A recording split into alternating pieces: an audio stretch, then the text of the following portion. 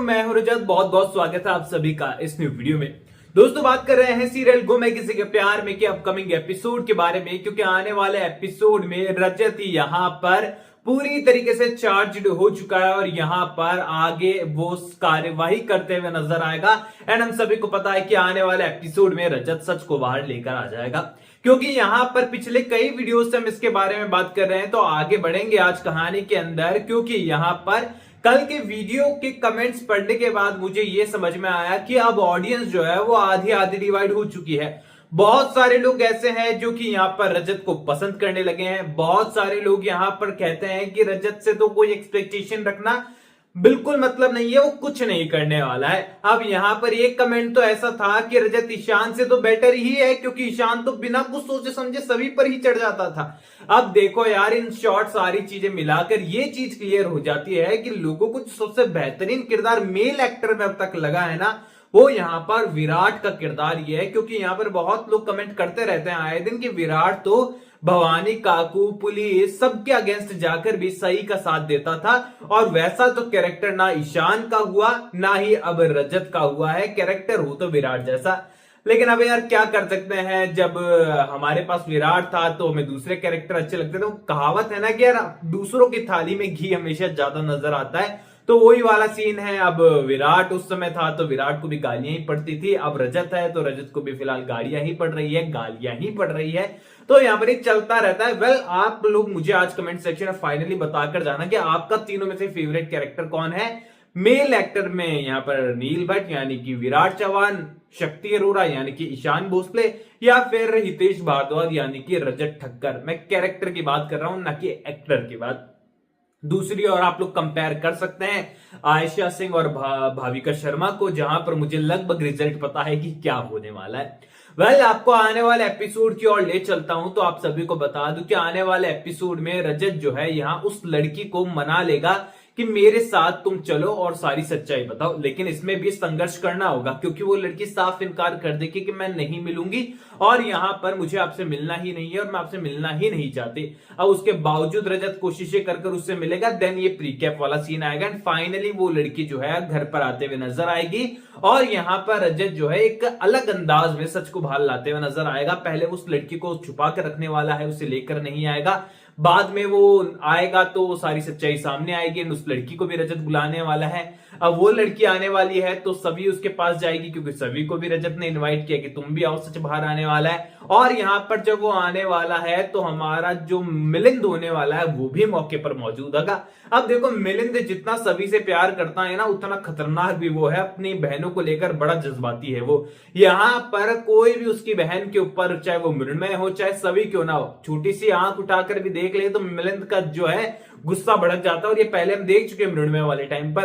अब मिलिंद को जैसे ही पता चलने वाला है कि सामने गुनहगार है और उसने ही सब कुछ किया है, तो मिलिंद यहां पर जाने वाला है और यहां पर 2-3 रख दे तो बड़ी बात नहीं होगी ज्यादा, लेकिन वो कॉलर वॉलर डेफिनेटली पकड़ लेगा। एंड आप लोग कहोगे कि मिलिंद तो मिलिंद है भाई, और एक्टर भी बड़े कमाल के हैं देखो।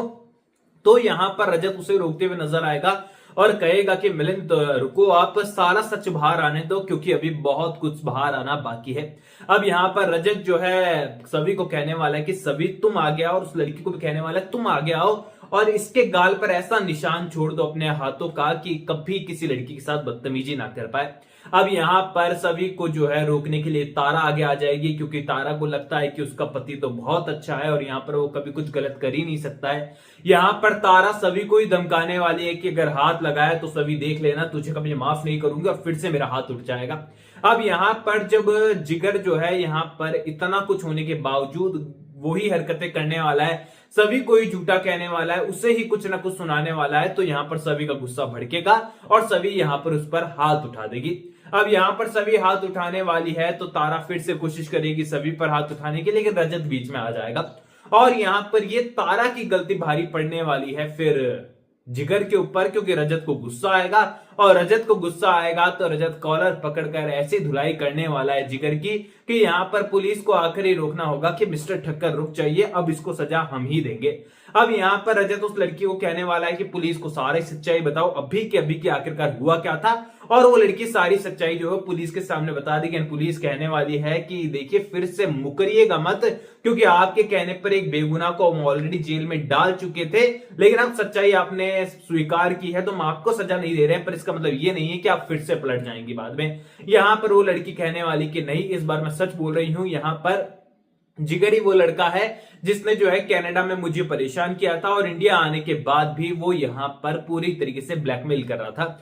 अब यहां पर इस तरीके से आपको जिगर का चैप्टर एक पल के लिए एंड होते हुए नजर आएगा। एक पल बोल रहा हूं तो समझ लो एक पल ही बोल रहा हूं, क्योंकि यहां पर जब आशिका और अर्श गुजराल जैसे कुछ विलेन का साथ जिगर को मिल जाएगा तो यहां पर जिगर का किरदार अभी जो फर्स्ट लेवल का विलेन है वो नेक्स्ट लेवल का विलेन बन जाएगा, क्योंकि अभी केवल उसके पास शातिर दिमाग है, पैसे की पावर नहीं है, उसके पास पावर की पावर नहीं है। तो जब अर्श गुजराल उसे दोनों चीजें देने वाला है तो यहां पर वो अल्ट्रा वाइल्ड हो जाने वाला और पूरी तरीके से उसका रिटर्न भी बहुत धमाकेदार होगा, क्योंकि यहां पर रजत के हाथों से उसे 3-4 बार अभी और मार खानी है और रजत उसे हर मोमेंट पर सुलझाते हुए नजर आएगा, क्योंकि अर्श गुजराल और आशिका मिलकर उसे पैसा जरूर दे सकते हैं, उसे पावर जरूर दे सकते हैं, लेकिन वो ये भूल जाते हैं कि वो पुराना रजत ठक्कर नहीं रहा है। अब वो इतना पावरफुल हो चुका है कि सिस्टम में भी उसकी पहुंच है, वो हर किसी को जानता है और पैसों के नाम पर भी अर्श गुजराल से 2 कदम वो आगे निकल चुका है।